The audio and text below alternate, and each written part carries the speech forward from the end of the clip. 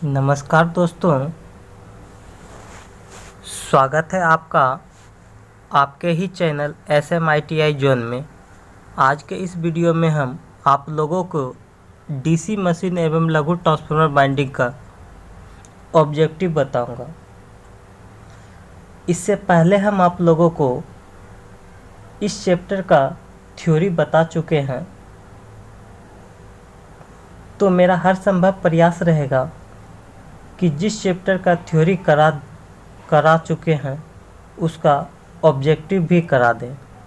तो चलिए आज हम स्टार्ट करते हैं इसके ऑब्जेक्टिव को। जो विद्यार्थी अभी तक हमारे चैनल को सब्सक्राइब नहीं किए हैं वो हमारे चैनल को सब्सक्राइब कर लें।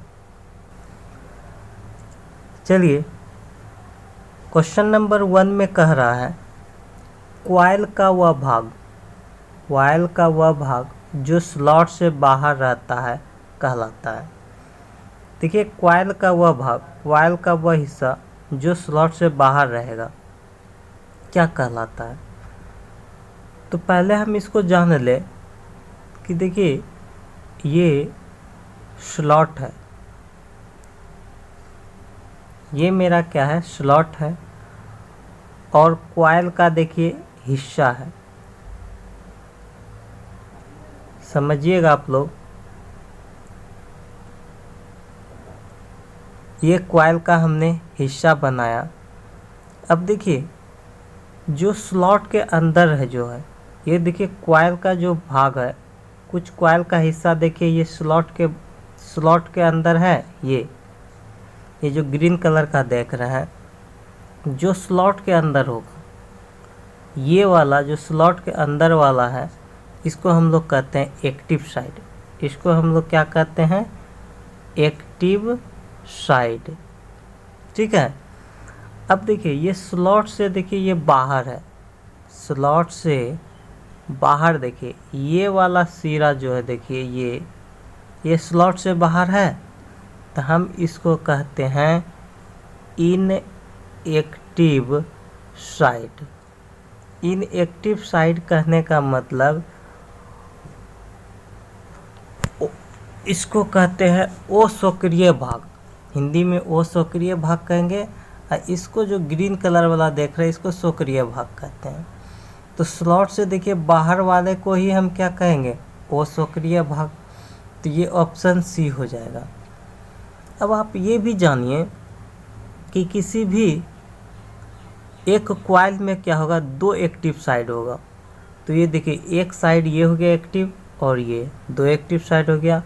और उसी प्रकार दो क्या होगा, इनएक्टिव साइड, एक ये साइड हो गया, दूसरा ये देखिए ये। क्लियर। अब चलिए हम दूसरे प्रश्न की ओर।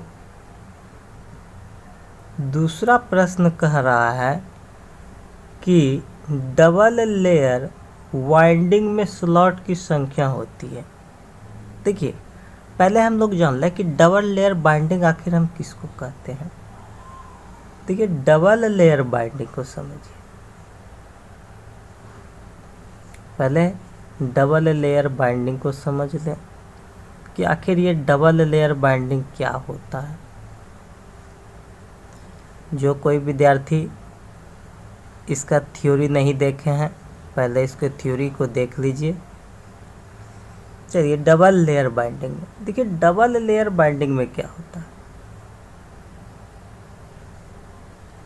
समझिएगा आप लोग। डबल लेयर बाइंडिंग को समझिए।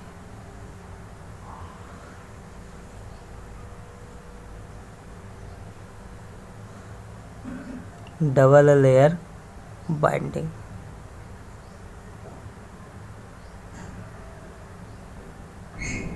डबल लेयर बाइंडिंग को समझिए।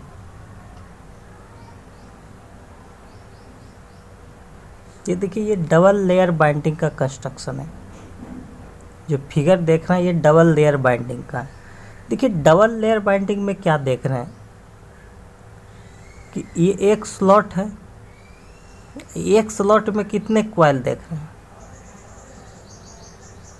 दो कॉइल का सिरा, ये वाला देख रहे हैं ना, एक सिरा और एक दूसरा सिरा। यानी डबल लेयर बाइंडिंग में क्या होता है कि कॉइल के दो सिरों को स्लॉट में रखा जाता है। देखिए जैसा आपके फिगर में आप देख रहे हैं। और इसमें क्या होता है कि नंबर ऑफ स्लॉट की जो संख्या होती है वो कम्यूटेटर सेगमेंट के बराबर होती है। यानी जितना इसमें स्लॉट होगा उतना ही इसमें क्या होगा, कम्यूटेटर सेगमेंट होगा। क्लियर? तो इसका ऑप्शन होगा सी। नेक्स्ट चलिए, कह रहा है फुल पिच वाइंडिंग में, तीसरा क्वेश्चन कह रहा है फुल पिच वाइंडिंग में पिच फैक्टर होता है। देखिए पहले हम लोग जान लें कि आखिर ये फुल पिच वाइंडिंग किसको कहते हैं, तब जानेंगे पिच फैक्टर क्या है। इस बात को समझिए। अब फुल पिच वाइंडिंग, देखिए फुल पिच वाइंडिंग में क्या होता है कि फुल पिच वाइंडिंग में कॉइल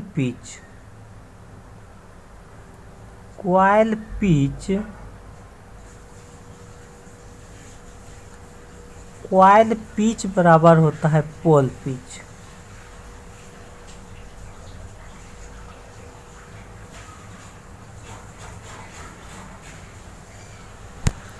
ठीक है, फुल पिच वाइंडिंग में कॉइल पिच बराबर होता है पोल पिच। अब आगे भी जाने, ये क्लियर होगा। अब चलिए इसमें पिच फैक्टर किसको कहते हैं। पिच फैक्टर बराबर पिच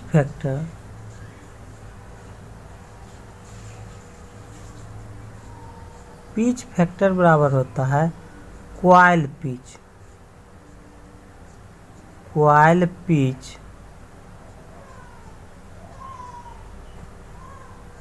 बटे पोल पिच।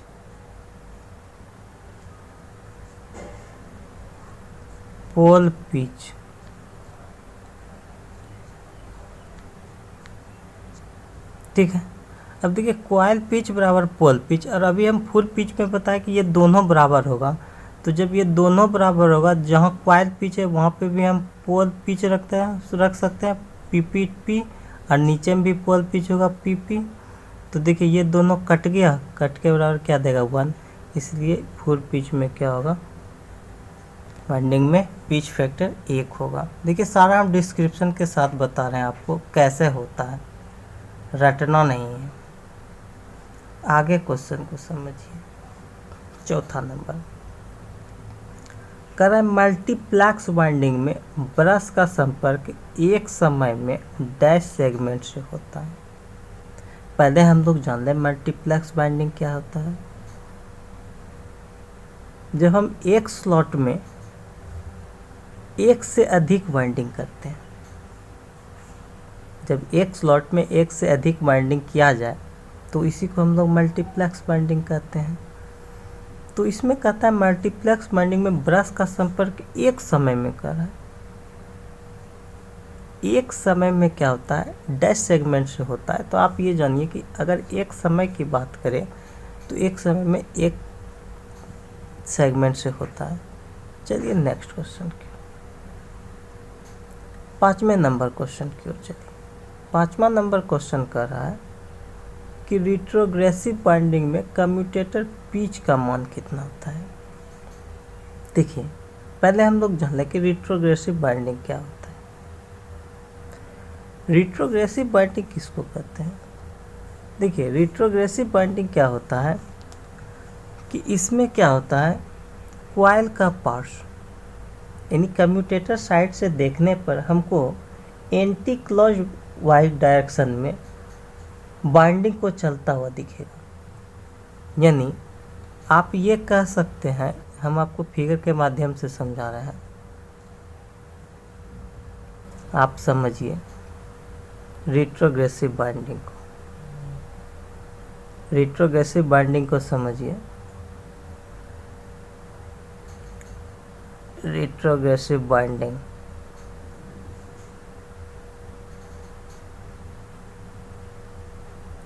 देखिए ये रिट्रोग्रेसिव बाइंडिंग का फिगर है। इसमें रिट्रोग्रेसिव बाइंडिंग में क्या दिख रहा है आपको? ये रिट्रोग्रेसिव बाइंडिंग है। इसमें होता है कि अगर ये है हमारा कम्यूटेटर, ये जो देख रहे हैं ये कम्यूटेटर है, ये कम्यूटेटर है, ये जो देख रहे हैं ये सारा कम्यूटेटर है। ये कम्यूटेटर साइड से देखने पर ये बाइंडिंग क्या होगा आपका? एंटी क्लॉकवाइज डायरेक्शन में कॉइल मूव करता हुआ दिखेगा आपको। ये जो कॉइल आपको दिखेगा ये एंटी क्लॉकवाइज डायरेक्शन में दिखेगा। तो इसके लिए ये कम्यूटेटर पिच क्या होता है? वाई सी को हम कम्यूटेटर पिच से डिनोट करते हैं, -1 होता है। ठीक है, तो इसमें पिच का मान होगा -1। सारा फिगर भी हम बता रहे हैं। चलिए अब चलते हैं छठे नंबर क्वेश्चन की ओर। देखिए छठे नंबर क्वेश्चन क्या कर रहा है। छठा नंबर क्वेश्चन को समझते हैं। कहता है किस प्रकार के कनेक्शन में कम्यूटेटर साइड की ओर देखने पर बाइंडिंग दक्षिणावर्त दिशा में आगे की ओर बढ़ेगा। कह रहा है किस प्रकार के कनेक्शन में।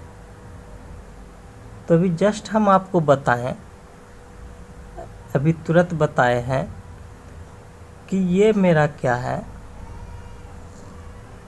Commutator segment. और इस पे ही हम लोग कम्यूटेटर सेगमेंट पे देखिए क्या किए हैं, कॉइल के पार्ट्स को स्थापित किए हैं। फिर यहीं पे मान लीजिए दूसरे कॉइल को, फिर देखिए तीसरे कॉइल को। यदि कॉइल का सिरा देखिए कम्यूटेटर सेगमेंट को इस प्रकार टच कर रहा हो कि ये कम्यूटेटर साइड देखने पर, कम्यूटेटर के साइड से देखने पर ये क्या हो? क्लॉकवाइज दिशा में आगे की ओर बढ़ रहा हो। यानी ये बाइंडिंग जो है, ये बाइंडिंग कैसा देख रहे हैं? घड़ी की दिशा में आगे बढ़ रहा हो। तो इस प्रकार के बाइंडिंग को हम लोग प्रोग्रेसिव बाइंडिंग कहते हैं। तो ये आपका प्रोग्रेसिव कनेक्शन होगा। ठीक है, प्रोग्रेसिव कनेक्शन होगा। और इस केस में YC का मान +1 होता है, यानी कम्यूटेटर पिच का मान +1 होगा। जबकि रिट्रोगेटिव इससे पहले बताए थे वो क्या होगा? घड़ी के विपरीत दिशा में कॉइल आगे बढ़ता हुआ दिखेगा। चलिए 7वें नंबर क्वेश्चन की ओर। 7वें नंबर क्वेश्चन कह रहा है कि DC मशीन में आर्मेचर वाइंडिंग लपेटी जाती है। DC मशीन में देखिए, DC मशीन में जो आर्मेचर जो लपेटी जाती है वो स्लॉट पर बने बंद स्लॉट में, स्लॉट पर बने बंद स्लॉट में हम आर्मेचर वाइंडिंग को लपेटते हैं। ठीक है, स्लॉट कैसा होगा? बंद होगा। जबकि AC में अर्धबंद या खुला होता है। ठीक है, चलिए 8वें नंबर क्वेश्चन कह रहा है कि जब आर्मेचर चालक की संख्या 84 है और पोल की संख्या देखिए छो दिया हुआ है, देख रहे हैं। जबकि पोल की संख्या आपको छो दिया है, तो कह रहा है पोल पिच का मान बताने के लिए। तो हम देखिए पोल पिच कैसे निकालते हैं? PP यानी पोल पिच। पोल पिच होता है आर्मेचर चालकों की संख्या, आर्मेचर चालकों की संख्या, आर्मेचर चालकों की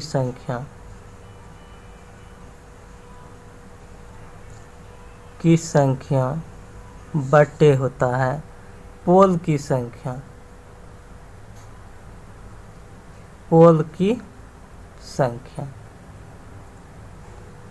ठीक है।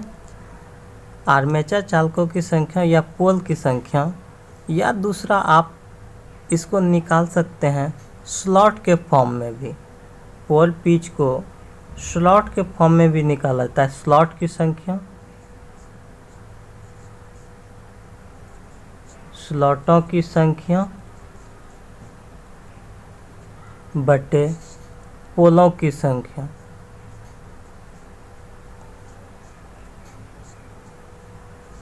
पोलों की संख्या आप जैसे निकालना हो वैसे निकाल सकते हैं।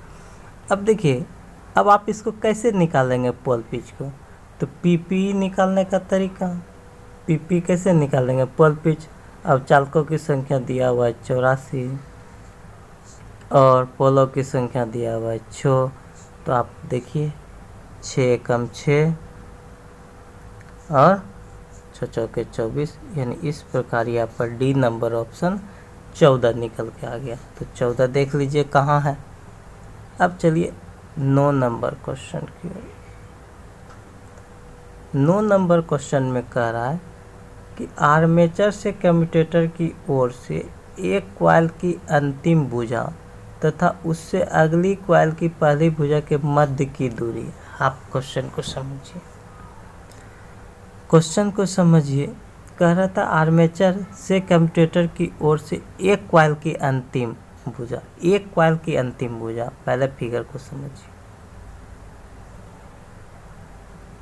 रटना नहीं है, समझना है। समझिए, फिर चलिए।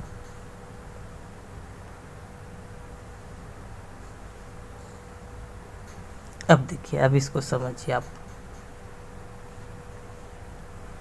करा आर्मेचर कम्यूटेटर की ओर से एक कॉइल ये हो गया ग्रीन वाला, देखिए कि अंतिम भुजा, एक कॉइल का अंतिम भुजा ये, तथा उससे अगली कॉइल की पहली भुजा, ये अगली कॉइल का पहली भुजा ये हो गया कि मध्य की दूरी, ये मध्य का दूरी, ये देखिए ये हिस्सा मेरा कहलाता है फ्रंट पिच। और जबकि यदि एक ही कॉइल के बीच की दूरी कहता, ये एक ही कॉइल के एक्टिव साइड के बीच की दूरी कहता, तब आप इसको कहते हैं बैक पिच। तब ये बैक पिच कहलाता YB, तब ये आपका कहलाता YB, जबकि ये कहलाएगा YF फ्रंट पिच। ठीक है, समझिए। तो ये हो गया YF यानी C नंबर क्वेश्चन। आगे चलिए।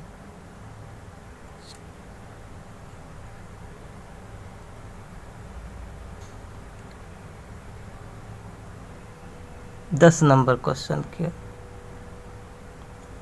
चलिए। 10 नंबर क्वेश्चन देखिए क्या कहता है। दो संलग्न कॉइल की प्रथम एक्टिव साइड के बीच की दूरी है। दो संलग्न कॉइल, आप समझिएगा, दो संलग्न कॉइल है। ये क्या है, नॉर्थ और ये साउथ। इसी के बीच में क्या रहेगा, कॉइल रहेगा। आप समझिए, ये आपको कह रहा है कि ये दो संलग्न कॉइल की प्रथम एक्टिव साइड के बीच की दूरी, एक कॉइल में दो एक्टिव साइड होते हैं, तो इसके बीच की दूरी कह रहा है, कॉइल के बीच की दूरी। ठीक है, कॉइल के बीच की दूरी कह रहा है, तो ये हमारा कहलाता है वाइंडिंग पिच। ये मेरा क्या कहलाता है, वाइंडिंग की पिच। यही कॉइल रहेगा। अब यहीं पे दे देता पोल, तब आ जाता पोल पिच। ठीक है, कॉइल है इसीलिए इसको हम लोग कहते हैं कॉइल या वाइंडिंग पिच कहते हैं। ठीक है, तो चलिए नेक्स्ट क्वेश्चन देखिए। 11 नंबर क्वेश्चन को समझते हैं। 11 नंबर क्वेश्चन 11 नंबर क्वेश्चन में देखिए क्या कह रहा है। ये देखिए, पहचानना है फिगर को, आखिर ये किस टाइप का फिगर है। अभी जस्ट बताया कि ये देखिए, जब ये ए की ओर से गया है, अब फिर देखिए यही जो है, फिर अगर इस तरह का कनेक्शन आपको देख रहे हैं कि इधर से गया फिर वापस उधर से आकर के दूसरे वाइंडिंग में दूसरे कम्यूटेटर सेगमेंट को, फिर ये दूसरे से निकला, फिर देखिए तीसरे को टच किया है। अगर इस तरह का कनेक्शन रहे तो हम इसको कहते हैं प्रोग्रेसिव बाइंडिंग। 12 नंबर क्वेश्चन की ओर चलते हैं। 12 नंबर देखिए क्वेश्चन क्या कह रहा है। 12 नंबर क्वेश्चन को समझिए। कह रहा है लैप आर्मेचर बाइंडिंग में बैक पिच का मान एक डैश होना चाहिए। देखिए चाहे लैप हो या वेब हो, सभी में क्या होता है, बैक पिच का मान हमेशा विषम संख्या होता है, ये याद रखिएगा आप लोग। 13 नंबर क्वेश्चन की ओर चलिए। 13 नंबर क्वेश्चन करा, निम्न में कौन सी मल्टीप्लेक्स बाइंडिंग की मुख्य विशेषता है। मल्टीप्लेक्स बाइंडिंग की क्या विशेषता होगा। देखिए मल्टीप्लेक्स बाइंडिंग में कहता है समानांतर पथों की संख्या बढ़ जाता है, एकदम सही बात है। इसमें क्या करते हैं हम लोग, मल्टीप्लेक्स बाइंडिंग में समानांतर पथों की संख्या को हम बढ़ा सकते हैं, प्रति कुंडली धारा घटेगा, सही बात है। आर्मेचर खांचों में सुगम स्थापना होगा, ये भी सही है, उपरोक्त में से सही डी नंबर। चलिए 14 नंबर क्वेश्चन कर रहा है मैट्रिक प्रणाली में SE तांबे के तार का आकार व्यक्त किया जाता है। एक मैट्रिक प्रणाली में SE तांबे का तार होता है, उसके तार को व्यक्त किया जाता है व्यास मिलीमीटर में, ठीक है, ये व्यक्त करने का यूनिट है इसको। 15 नंबर क्वेश्चन देखिए। 15 नंबर क्वेश्चन में कहता है कि छोटे DC मशीन में प्रयोग किए जाने वाला खांचा। देखिए यहाँ छोटा DC मशीन है, सिर्फ और सिर्फ DC मशीन रहता तब हम बंद खांचे लिखते हैं, लेकिन जब ये छोटा DC मशीन है तो छोटा DC मशीन में हम लोग कहते हैं अर्धबंद खांचा, जबकि खुले खांचा का प्रयोग हम AC मोटर में करते हैं। क्लियर हो गए। तो दोस्तों यदि वीडियो पसंद आया हो तो दिल से लाइक करें, वो हमारे चैनल को सब्सक्राइब करना ना भूलें। मिलते हैं नेक्स्ट डे।